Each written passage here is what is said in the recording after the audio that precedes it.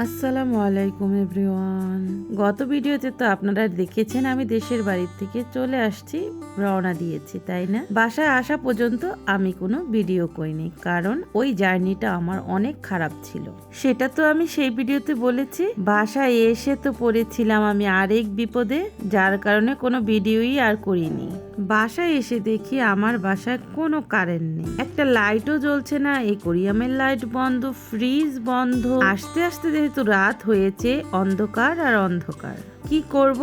তাই লাগেজ ব্যাগপত্র রেখে আবার নিচে চলে গেলাম মিটার চেক করার জন্য। যেহেতু দেখে তো আমি অবাক, দেখি আমার মিটারে মাত্র 0 টাকা হয়ে আছে, আর আমার কারেন্ট যে কবে বাসা থেকে গিয়েছে সেটাও আমি জানি না। আমার ফ্রিজে যা যা ছিল সব পচে, বরফ গলে পচে সব নষ্ট হয়ে আছে। মাত্র 2-3 দিনের ব্যবধানে এই অবস্থা। তো সেই অবস্থাতে আমি অনেক ক্লান্ত ছিলাম, কারণ বাস জার্নিটা খুবই খারাপ ছিল আমার। তখনই সেই মুহূর্তে আবার কারেন্টের মিটারের কার্ড নিয়ে আবার দোকানে চলে গেলাম।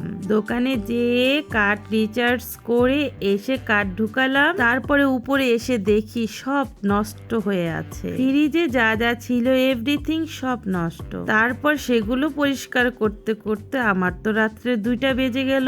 এমনিতেই তো অনেক ক্লান্ত ছিলাম, আবার বাসার এই পরিস্থিতি, তো মন মেজাজ কিছুই ভালো ছিল না, এজন্য আর ভিডিও করিনি।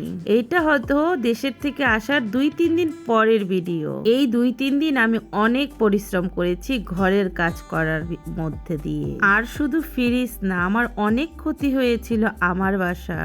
এত ইঁদুরের জন্ম নিয়েছিল যে পুরা বাসাটা ক্লিন করতে আমার 2 দিন লেগেছিল। তো যাই হোক, আর বাসার আজকে কাজকর্ম করে নিজের শখের একটা জিনিস কেনার জন্য চলে গেলাম মার্কেটে। অনেক দিনের একটা শখ ছিল এরকম একটা কড়াই কিনবো, ফাইনালি আজকে কিনেই ফেললাম। কড়াইটা কিন্তু আমার অনেক শখের ছিল, অনেক শখ হচ্ছিল এরকম একটা কড়াইয়ের, তো নিয়ে ফেললাম আজকে। তো কড়াইটা কেমন হলো সবাই জানাতে ভুলবেন না। আর যাওয়ার আগে একটা মেসেজ দিয়ে যাই আপনাদের উদ্দেশ্যে, যদি 2-3 দিনের জন্য কোথাও যেয়ে থাকেন, অবশ্যই আপনার ঘরের কারেন্ট, লাইট টাইট সব সুইচ টুইচ চেক করে বের হবেন। আর যাদের মিটার কার্ড সিস্টেমের, তারা অবশ্যই মিটারটা চেক করে বের হবেন। আল্লাহ হাফেজ এন্ড আসসালামু আলাইকুম।